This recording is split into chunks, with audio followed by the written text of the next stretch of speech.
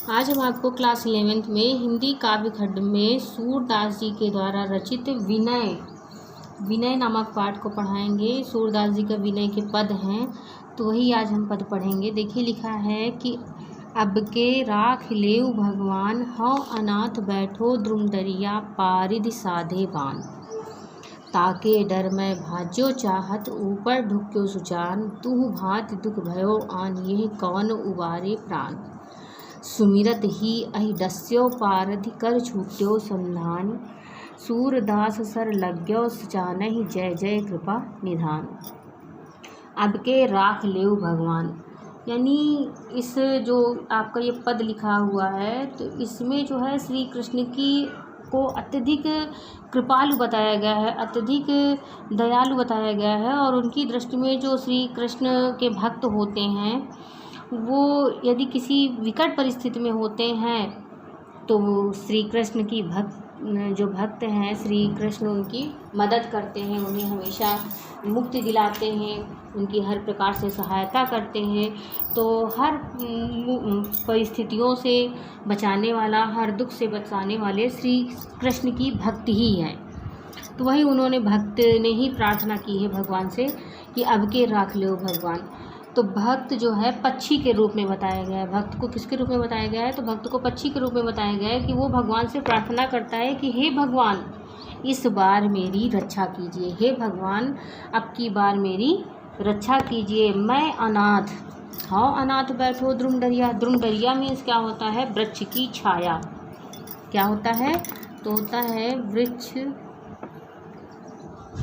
की छाया। हाँ अनाथ बैठो तुम दरिया, मैं अनाथ इस संसार रूपी वृक्ष की डाल पर बैठा हूँ। पारिद साधे बान, और नीचे से माया रूपी शिकारी ने मेरे ऊपर बाण साध रखा है।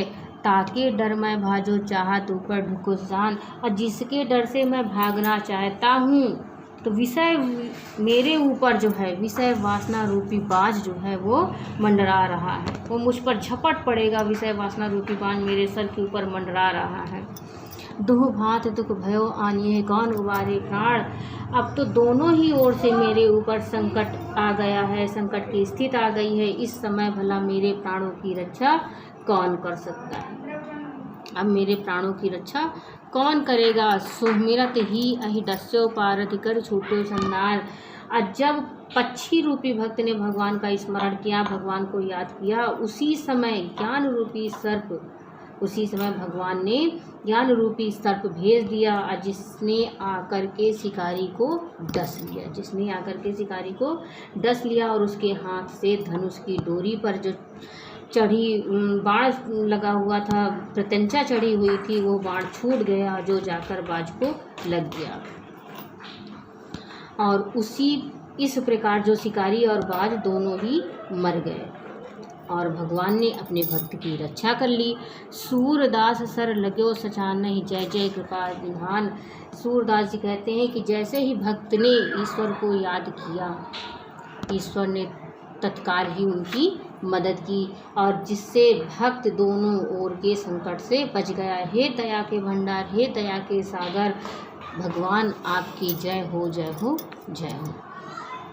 अगला है मेरो मन अनंत कहाँ सुख पावै, जैसे उड़ जहाज का पक्षी फिर जहाज पर आवे। कमल नयन को छाड़ महातम, और देव को ध्यावै। परम गंग को छाड़ पियासा, दुर्मति कूप खनावै। अजी मधुकर अम्बुज रस चाख्यो, कौन करील फल भावै।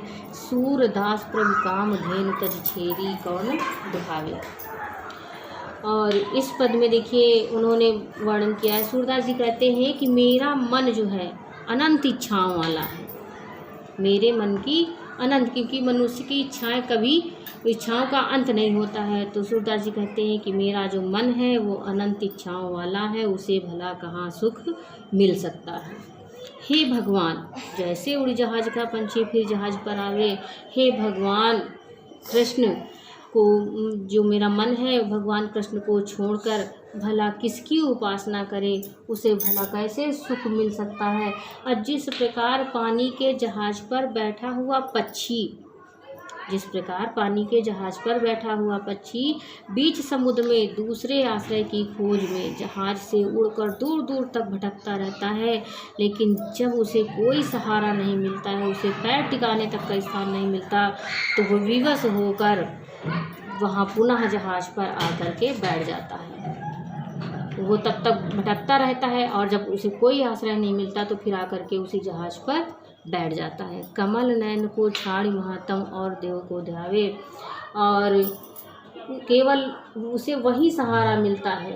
उसी प्रकार मेरा मन भी यदि श्री कृष्ण से हटकर दूसरे देवताओं की उपासना करने लगेगा तो उनको सुख शांति नहीं मिलेगी। मेरे मन को तो केवल कमल के समान नेत्र वाले प्रभु श्री कृष्ण के चरणों में ही शांति मिलती है, और मैं उनके महत्व को जानता हूँ। मैं श्री कृष्ण का निरंतर ध्यान करता हूँ। अब मैं भला किसी अन्य का ध्यान क्यों करूँ। परम गंग का छाड़ प्यासो दुर्मति कूप खनावे। और ये तो वैसी ही कोई बात हो गई जैसे कोई प्यासा व्यक्ति गंगा के पावन जल को छोड़कर पानी की प्यास बुझाने के लिए मूर्खतापूर्वक कोई नया कुआं खुदवाए, तो भला ऐसा कौन व्यक्ति करेगा। तो कोई मूर्ख ही होगा कि जिसके सामने माँ भगवती गंगा बह रही हों और अपनी प्यास बुझाने के लिए वो कोई कुआं खनाएगा। जी मधुकर अम्बुस रस चाख्यो क्यों करील फल खावे। और जिस भौरे ने कमल के रस का पान कर लिया हो उसे करील के वृक्ष का कसैला फल भला कैसे अच्छा लग सकता है, उसे कैसे आनंद प्राप्त हो सकता है।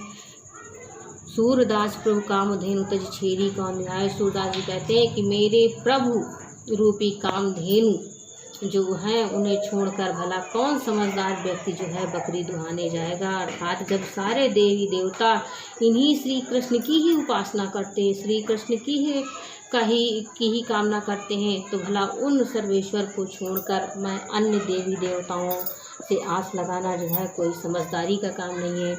अन्य देवी देवता से आस कैसे लगा सकता हूँ। तो कोई मूर्ख ही व्यक्ति होगा कि जिसके सामने कामधेनु हो और छोड़ करके छेरी दुहाने जाए, बकरी दुहाने जाएगा। तो जिस प्रकार वो मूर्खता नहीं कर सकता, उसी प्रकार मैं भी श्री कृष्ण की भक्ति को छोड़कर किसी अन्य देव का ध्यान नहीं कर सकता हूँ। इस तरह आज हमने आपको ये 2 पद पढ़ाए हैं। ये दोनों ही पद आपको पढ़ने हैं और समझने हैं। जहाँ ना समझ में आया वीडियो रोक के समझ सकते हैं, सुन सकते हैं। जहाँ फिर भी अगर यदि आपको कोई दिक्कत होती है तो आप पूछ सकते हैं, कॉल करके पूछ लीजिए और इसे अपना नोट कर लीजिएगा।